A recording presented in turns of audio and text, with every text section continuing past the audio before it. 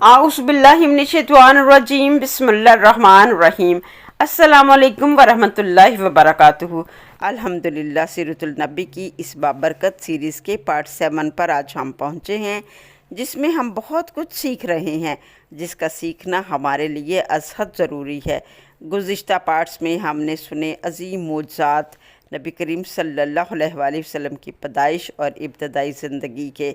आप सल्लल्लाहु अलैहि वसल्लम के वजूद की रहमतें और बरकतें हज़रत हलीमा सादिया के घर में, हज़रत अब्दुल मुत्तलिब और अबू तालब के घर में, हज़रत आमना की वफ़ात, दादा अब्दुल मुत्तलिब की जुदाई का गम, अपनों की जुदाई, अबू तालब के साथ सफ़र शाम, बहीरा अरब का नबूवत की पेशीन गोई करना, ऐसे वाक़यात जिन्होंने आप सल्लल्लाहु अलैहि वसल्लम की शख्सियत को निखारा और दुनिया के सामने एक मिसाली किरदार के तौर पर पेश किया।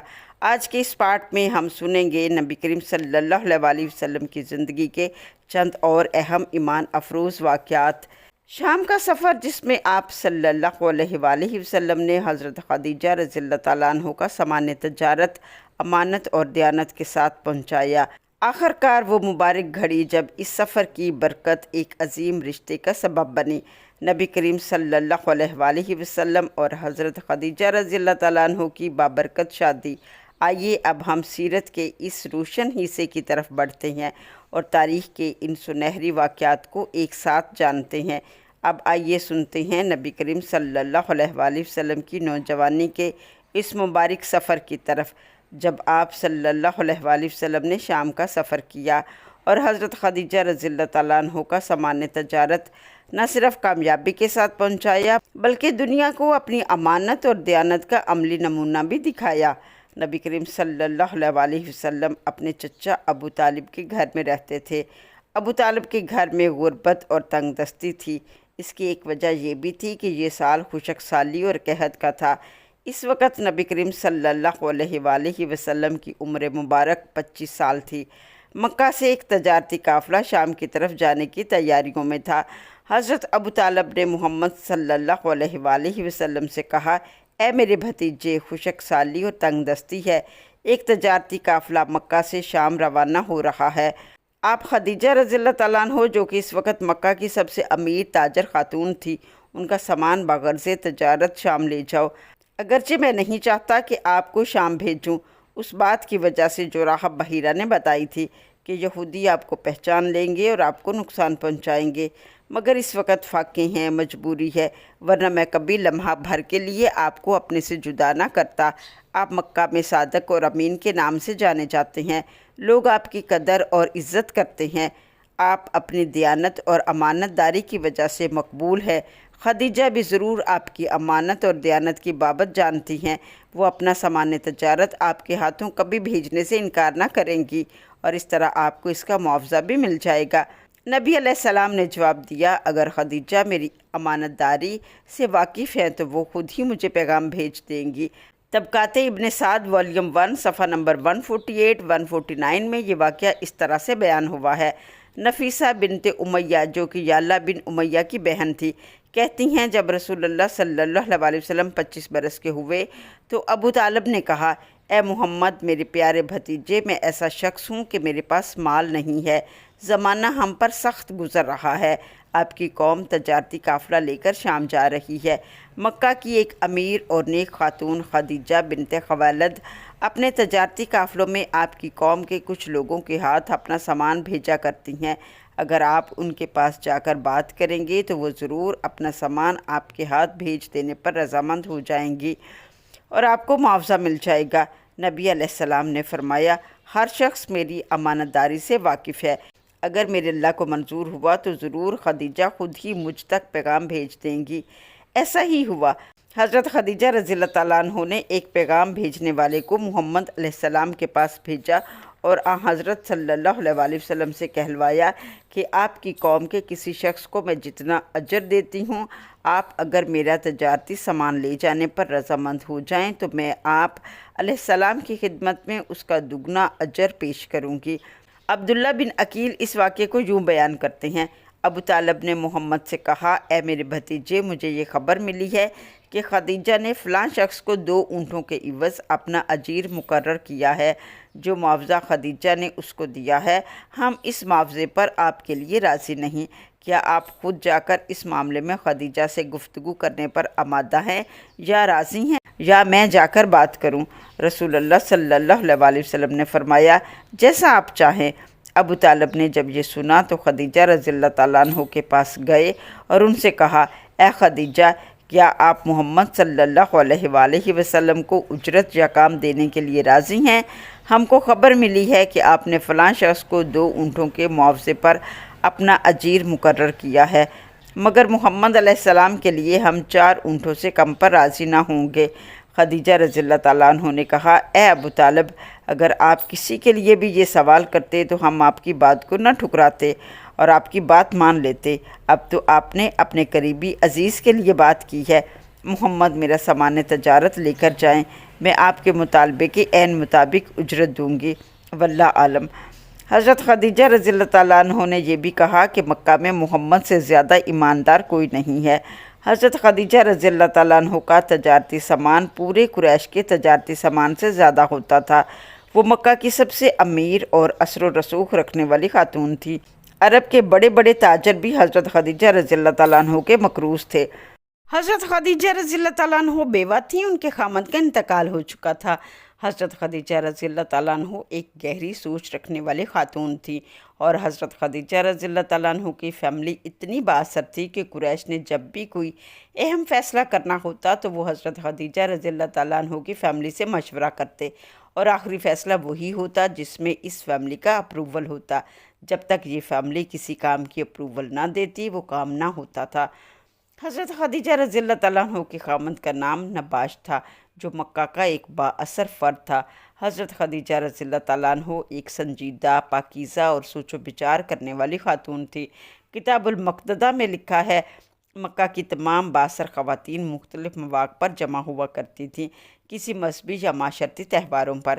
ایک مرتبہ یہ با اثر خواتین کسی سالانہ تہوار پر جمع ہوئیں۔ اس محفل میں ایک یہودیہ خاتون تھیں جن کا تعلق کسی عالم فیملی سے تھا۔ یہودی علماء جانتے تھے کہ عنقریب ایک نبی کی آمد ہونے والی ہے، اور آخری نبی کی آمد کی نشانیوں کا ظہور ہو چکا تھا۔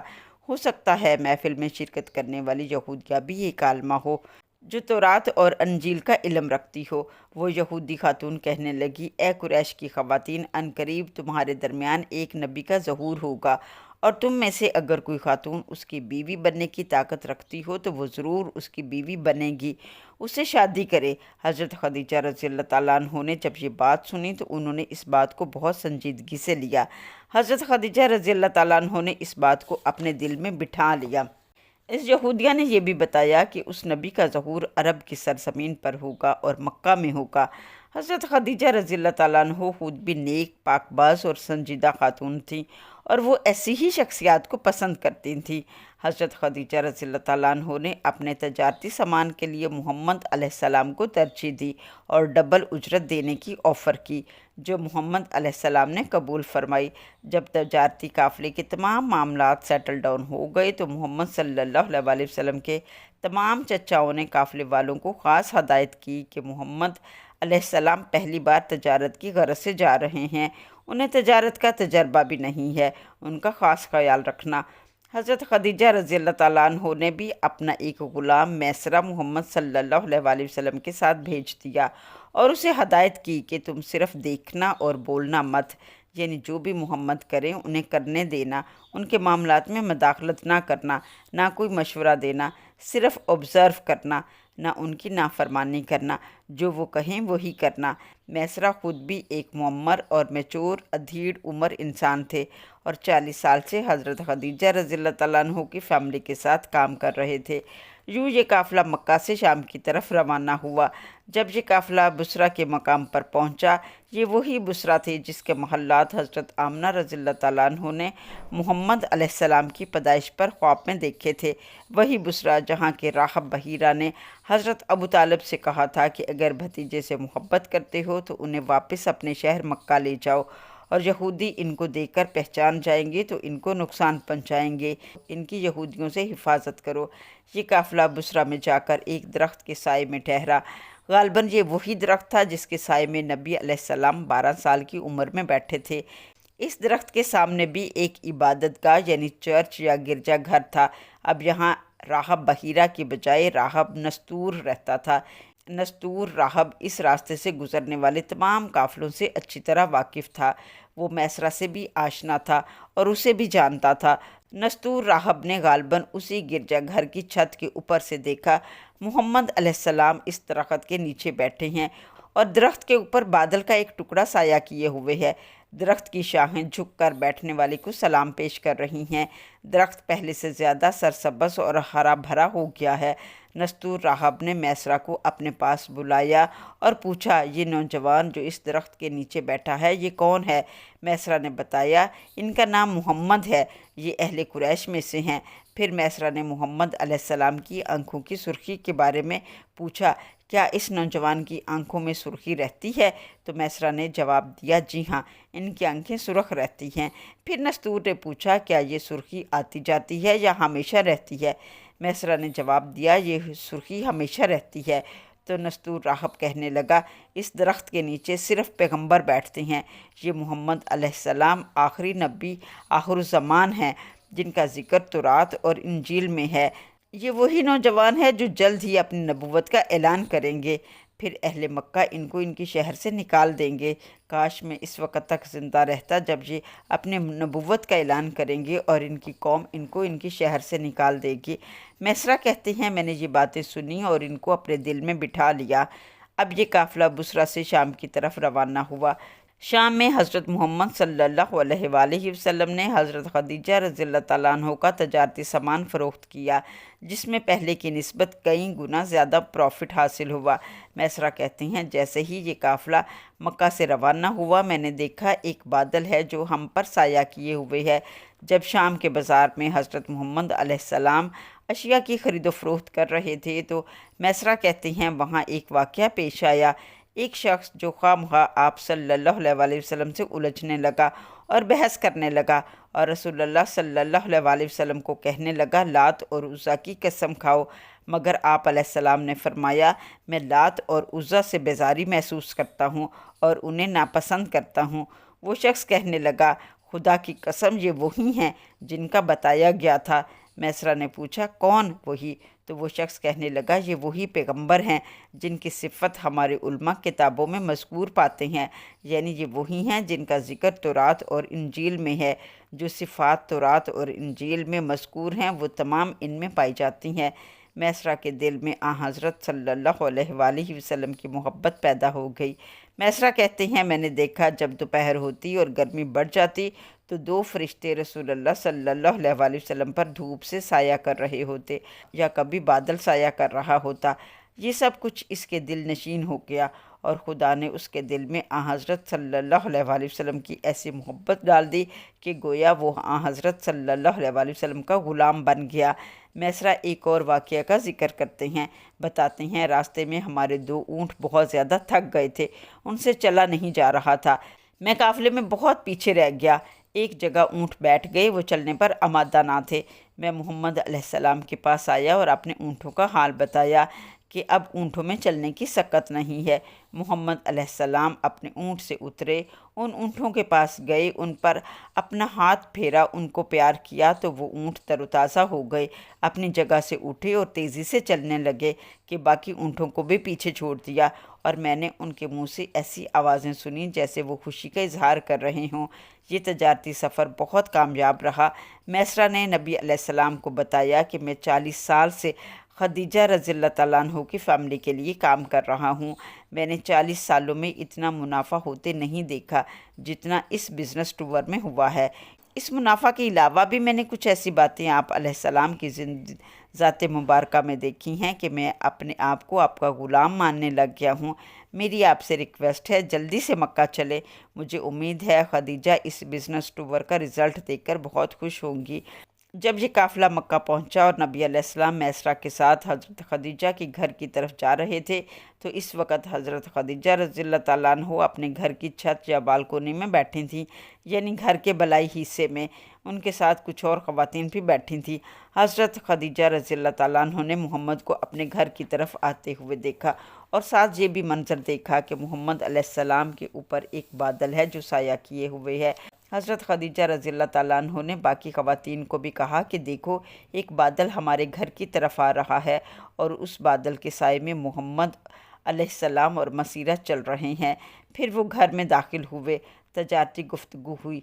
मोहम्मद अलैहिस्सलाम बातचीत के बाद चले गए तो हज़रत खदीजा रज़ियल्लाहु ताला अन्हो ने मैसरा से पूछा, मैसरा, मैंने देखा कि आप दोनों पर बादल साया किए हुए है।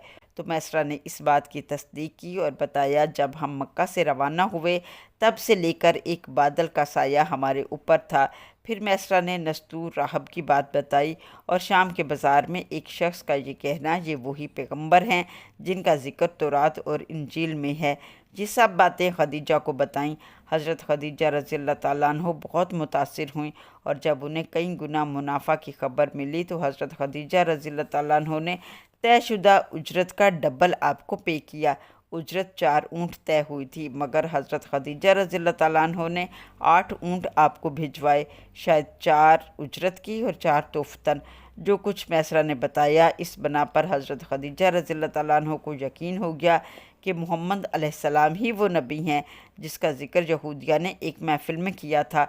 यूँ नबी करीम सल्लल्लाहु अलैहि वसल्लम का हज़रत खदीजा रज़ियल्लाहु ताला अन्हो के सामान तजारत के साथ शाम का ये सफ़र न सिर्फ कामयाब तजारत का ज़रिया बनना बल्कि सीरतुल नबी में एक अहम मोड़ भी साबित हुआ।